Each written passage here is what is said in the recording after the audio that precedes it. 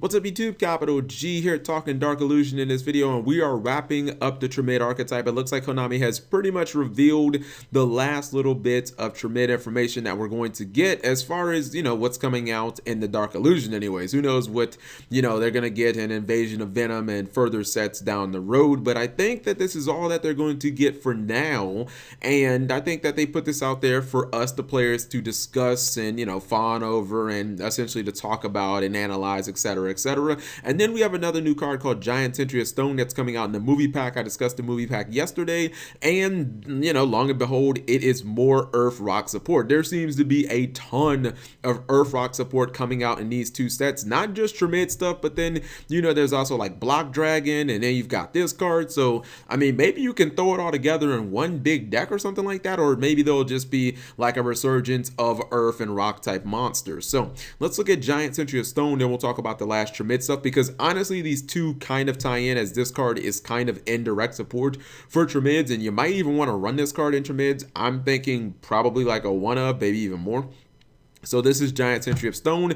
I think that this is supposed to be taken from Giant Soldier of Stone. That was a Yugi card, and I'm not talking about, anything recent. I'm talking about a Yugi card from like, starter deck Yugi, like 2002-ish era, the original Yu-Gi-Oh show.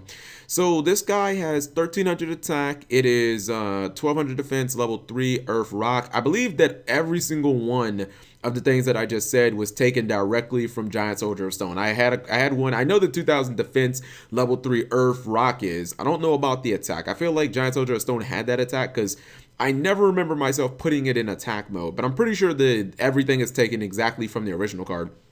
It says the effect of Giant Sentry of Stone can only be used once per turn.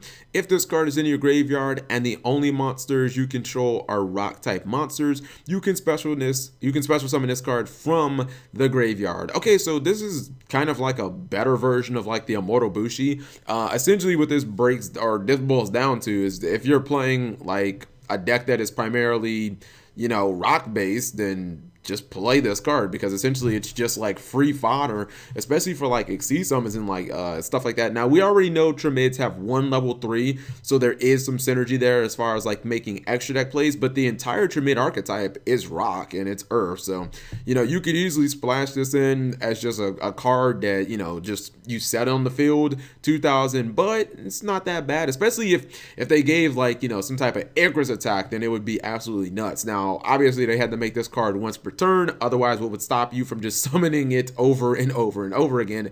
But I like the fact that when it goes to the graveyard, it doesn't banish itself, or when it leaves the field or anything like that. Like you can just use this every single turn as long as it's just once that turn. So I think this card is pretty good, and it's probably going to be pretty decent in this whole rock earth resurgence that we're seeing. Next up, let's look at the last 3 Tramid cards.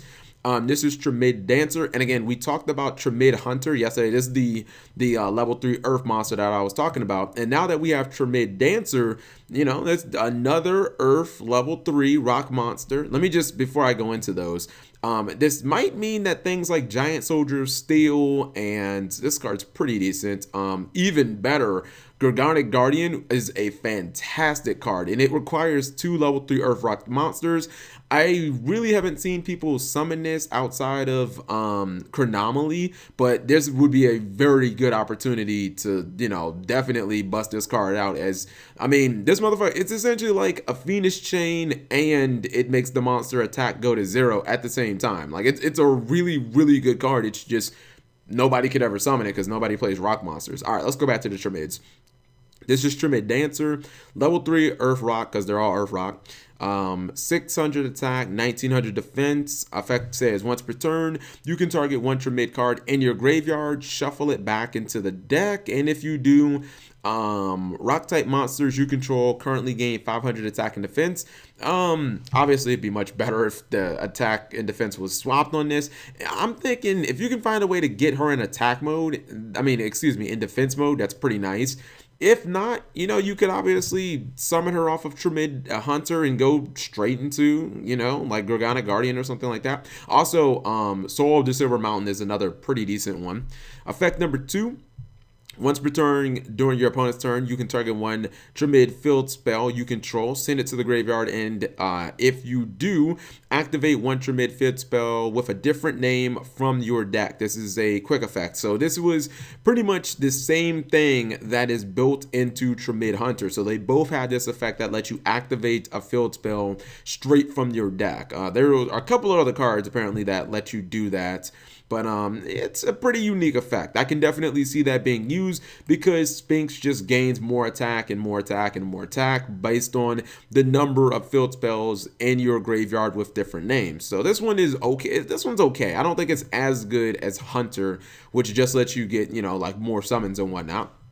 Next up, we have a third field spell. So, damn, I didn't think that they would get three field spells in one set. Like I thought maybe they'd have a grand total of three, but no, damn, they've already got three straight out the gun or straight out the jump. That's kind of crazy. Effect number one: rock monsters. Rock type monsters on the field gain 500 defense. Again, that's not just specific to Tramids. You know, it doesn't have to be an Earth rock monster, just as rock monsters. So, you know, this card would gain this. You'd be able to set this, and this would be 2,500 defense if you had Tramid Fortress on the field. That's pretty damn big for a level 3 monster. Effect number two: Tramid monsters on the field cannot be destroyed by effects. That seems pretty strong. Okay, I'm gonna say that's not bad. Effect number three: if this face up card in the field zone is sent to the graveyard, you can target one Tramid monster in your graveyard, add it to your hand. So it's just an easy way of recycling your monsters, especially if Sphinx gets put in the graveyard. I mean, that's kind of like your boss monster. You want to be able to summon that. So I don't think that this one is, to me, I think the best field spell so far is Tramid Cruiser, just because of that life point gaining effect and the kind of like mini Graceful Charity. Gaining life points in Yu-Gi-Oh! If you've been playing this game for a while, you know it's really, really fucking difficult. So far, I think that Cruiser is the best one. I'm definitely saying that you're probably going to want to run all of these, but maybe you go like a 3-to-1 ratio, and this might be a card, Tramid Fortress, that you run like one copy of. Or you might want to go 3-2-2, actually, to be honest. You probably want more than one copy of all of them. And then lastly, they have a continuous spell. It's called Tramid Pulse. This card's actually really good because it has multiple effects and they're all really solid. It says once per turn you can banish a total of 2 rock type monsters it says rock type monsters and or field spells. Okay, gotta include that, excuse me. From the graveyard, then activate one of these effects. Effect number one: target one face-up card on the field except this card, destroy it. Okay, so it's essentially just, you know, targeting blowing up shit. I like that. Effect number two: target one rock monster in your graveyard, special summon it in face down position. This can get Sphinx. That is very important to note. You can get your dead Sphinxes back by this card's effect. It has to go face down, but if you do it during your opponent's turn, then you can just flip it face up and start wrecking.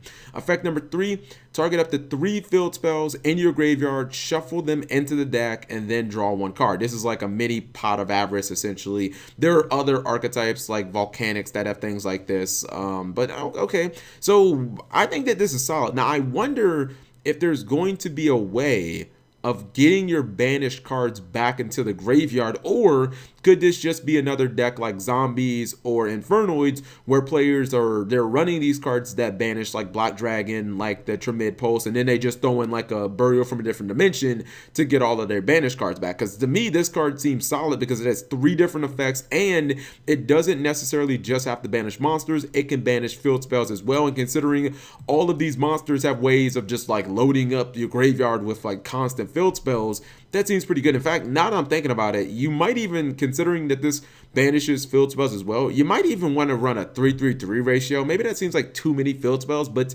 if you're running a 3-3-3 ratio, you're not going to have to run terraforming anymore because you're going to be able to activate field spells during your opponent's turn. So you should be able to get to any field spell that you want. So I don't even know if they'll have to run terraforming anymore. It just seems like it'll be so unnecessary if you just run 3-3-3. And who knows, maybe they'll even get like another field spell in Invasion of Venom. So let me know what you guys think. I think it's cool that Konami is giving more support to not just, Tramids, but to kind of like Earth and Rock and these really underappreciated types, especially in a set that's called Dark Illusion, where you would think, okay, it's all going to be Dark Magician and that's going to be the whole effing show. But I don't know. I find this to be pretty interesting. So let me know what you guys think. Thank you for watching as always.